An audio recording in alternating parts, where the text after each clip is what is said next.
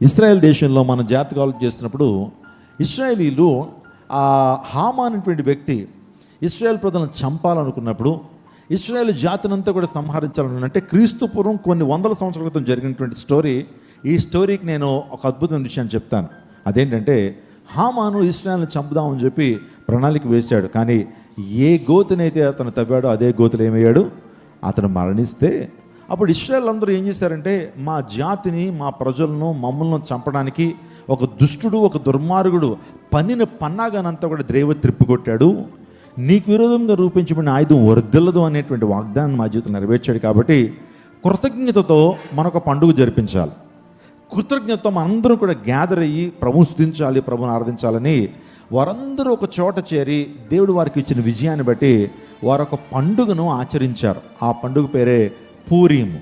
పూరీం అనేటువంటిది ఇశ్రాయేలుకి ఒక ప్రధానమైన పండుగ. ఎందుకు చేశారు ఆ పూరీము పండుగ అంటే తమ జాతిని, తమ ప్రజల్ని సమూలంగా నాశనం చేయాలని ఒక దుష్టుడు, భయంకరమైన దుర్మార్గుడు అయినటువంటి హామాను చచ్చిపోయాడు. అందును బట్టి దేవుడు వారి పన్నాగాన్ని ఏం చేయనివ్వలేదు, నెరవేర్చనివ్వలేదు. అందును బట్టి వారు పూరీం పండుగ ఆచరిస్తే దినాలు గడుస్తూ ఉన్నాయి, సంవత్సరాలు దొరుకుతూ ఉన్నాయి, దశాబ్దాలు, శతాబ్దాలు అవుతూ ఉన్నాయి. ఈ యొక్క మోడర్న్ ఏజ్లో 1953లో జోసెఫ్ స్టాలిన్ కూడా అటువంటి పన్నాగానే పన్నాడు. యూదా జాతిని చంపేద్దాం అనుకున్నాడు.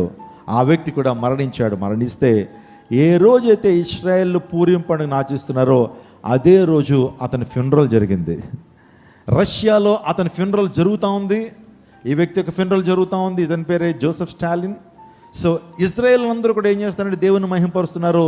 మమ్మల్ని చంపుదామని అనేక మంది ఈ లోకానికి వచ్చి మమ్మల్ని నిర్మూలన చేద్దాం అనుకున్నారు. దేవుడు వారి పన్నాగాల్ని కూడా త్రిప్పికొట్టి సో మాకు జయ జీవితాన్ని ఇచ్చాడని ఎప్పుడు సందర్భాన్ని వారు పురస్కరించుకుంటున్నారు. హామాను సందర్భాన్ని పురస్కరించుకుంటే ఇది అది కరెక్ట్గా ఏమైంది, సింక్రనైజ్ అయ్యింది. స్తోత్రం చెప్పండి. అంటే ఆనాడు ఉన్నటువంటి దేవుడు ఈనాడు ఉన్నాడని చెప్పడానికి ఇది గొప్ప తార్కాణంగా ఇశ్రాయేల్ నేటికి కూడా వారు ప్రభువుని ఏం చేస్తుంటారు, స్తుతిస్తుంటారు.